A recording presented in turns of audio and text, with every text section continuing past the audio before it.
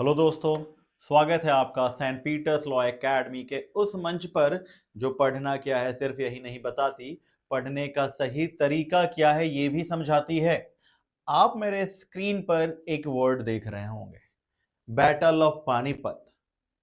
आपने सुना होगा बचपन से, पानीपत का पहला युद्ध, पानीपत का दूसरा युद्ध, पानीपत का तीसरा युद्ध।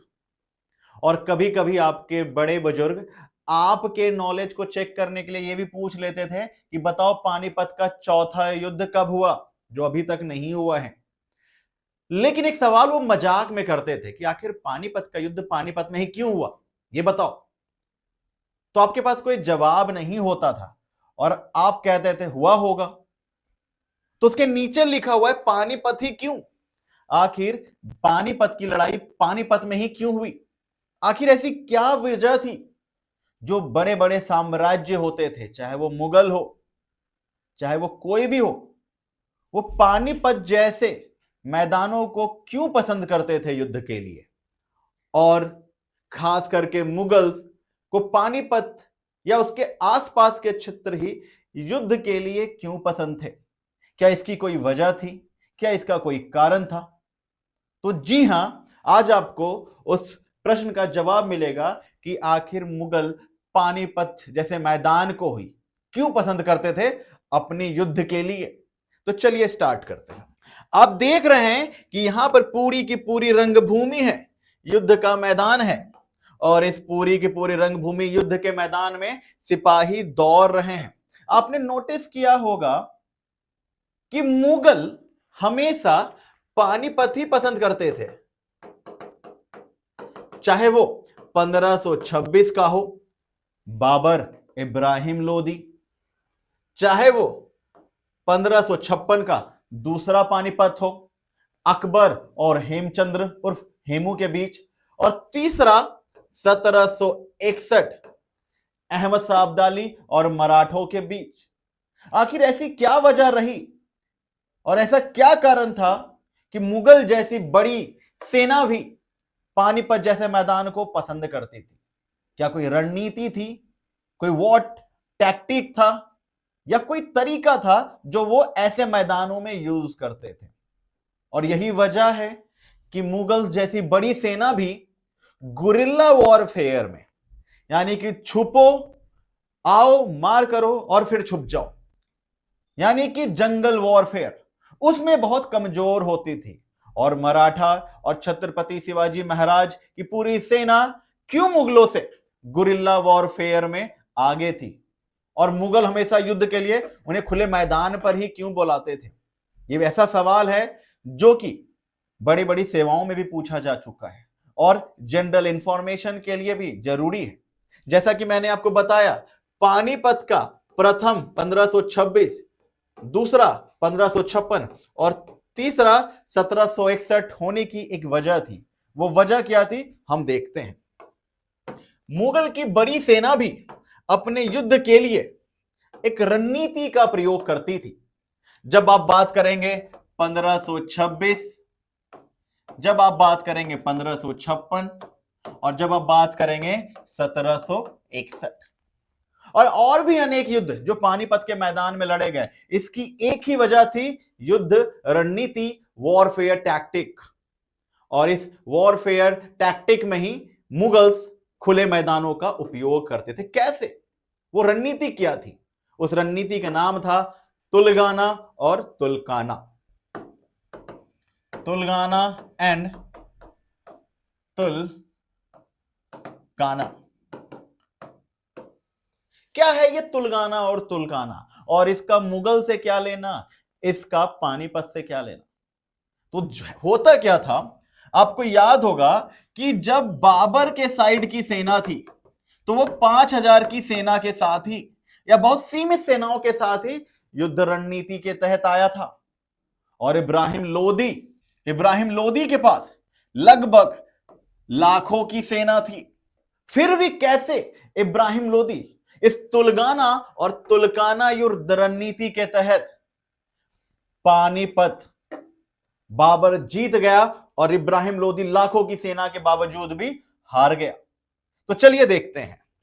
तो हुआ यह था कि जो बाबर की सेना थी बाबर की सेना भले ही 5,000 की सेना थी, उन्होंने तुलगाना और तुलकाना रणनीति के अंतर्गत इब्राहिम लोदी की लाखों की सेना को कैसे परास्त किया, अभी देखते हैं। तो तुलगाना रणनीति के अंतर्गत उन्होंने सबसे पहले क्या किया, अपने आगे तोपखाने खड़े किए। तोपखाने, सेना सीमित है लेकिन आगे की रो में तोपखाने खड़े कर दिए और सेना को, या यूं कहें तोपखाने को, यह आदेश दिया कि इसके केंद्र में अटैक करो, सेंटर पे अटैक करो। याद रखिएगा, रणनीति है तुलगाना, सेंटर पर अटैक करिए, प्रहार करिए। और जब सेंटर पर बम गिरेगा तो उसकी सेना दाएं और बाएं और भागेगी, राइट और लेफ्ट भागेगी। अब यहां पर काम करती है दूसरी रणनीति, तुलकाना।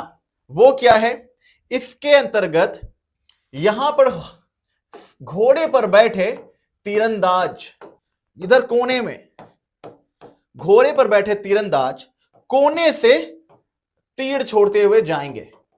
यानी कि अभी जो आप दाएं और बाएं भाग रहे हैं, इस तोप के बारूद के गोले की वजह से जब आप दाएं और बाएं भागेंगे तो यहां से इनके ये तीरंदाज घोड़े से अपने तीर को छोड़ेंगे। तो इससे क्या होगा, जो आप दाएं और बाएं भाग रहे तो वापस आप केंद्र की ओर आएंगे।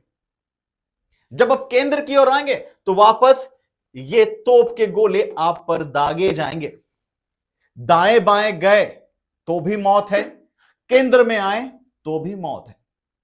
यह युद्ध रणनीति थी जिसको बाबर ने 1526 के पहले पानीपत में प्रयोग किया।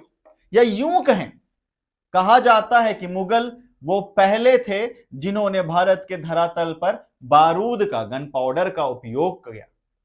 और उस गन पाउडर को यूज भी उन्होंने ऐसे वैसे नहीं, एक रणनीति के तहत किया, वॉर टेक्निक के तहत किया, जिसका प्रयोग हम तुलगाना और तुलकाना में स्पष्ट रूप से देखते हैं। अब क्या होता है, जब ये दाएं बाएं आएंगे तो मौत, केंद्र में आएंगे तो मौत। अगर सामने से आएंगे तो यहां से तीर भी है और यहां से पैदल सेना तो है ही, तो आधी सेना तो यहीं सीमित हो गई या खत्म हो जाती थी। यह रणनीति कहलाती है तुलगाना और तुलकाना। और मुगल हमेशा युद्ध के लिए सपाट भूमि ढूंढते थे, ऐसा खुला मैदान जहां तोप को सीधा प्रयोग किया जा सके, क्योंकि तोप का प्रयोग गली और कूचे में नहीं हो सकता।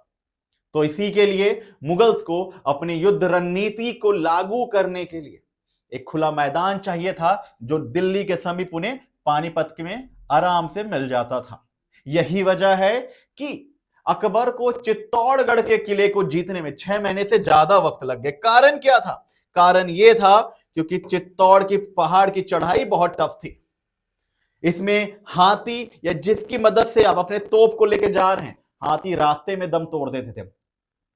टन वजन का, पता नहीं कितने टन वजन के वो तोप के गोले, और तोप को हाथी ऊपर चढ़ा रहे, चढ़ते चढ़ते गिरे और गिर गए नीचे, तो नीचे लुढ़कते हुए मौत हो गई। इसके लिए अकबर को श्रेय जाता था असेंबल आर्टिलरी का, कि तोप के चक्के खोल दो, बैरल खोल दो, सारे कलपुर्जे अलग कर दो, यहां उठा करके हाथी एक एक सामान लेके जाएगा और यहां पे डेरा डाल के अटैक करेंगे।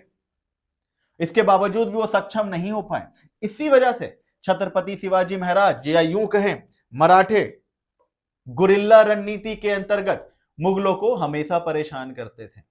और वजह क्या थी मुगलों के परेशानी की, क्योंकि मुगल जंगल की छापामार पद्धति से अवगत नहीं थे और मराठे इसमें सक्षम थे। और वहीं दूसरी तरफ मुगल खुले मैदान में स्पष्ट रूप से जीत मुख्यतः दर्ज करते थे।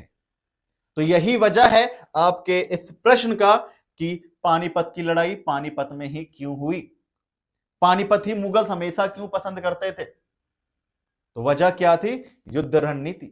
मुझे उम्मीद होगी ये वीडियो, ये नॉलेज और ये प्लेटफॉर्म, ये तीनों आपके लिए बहुत उपयोगी और कारगर सिद्ध होगा। ऐसे ही इंटरेस्टिंग वीडियो और इंटरेस्टिंग नॉलेज के लिए चैनल के साथ जुड़े रहें।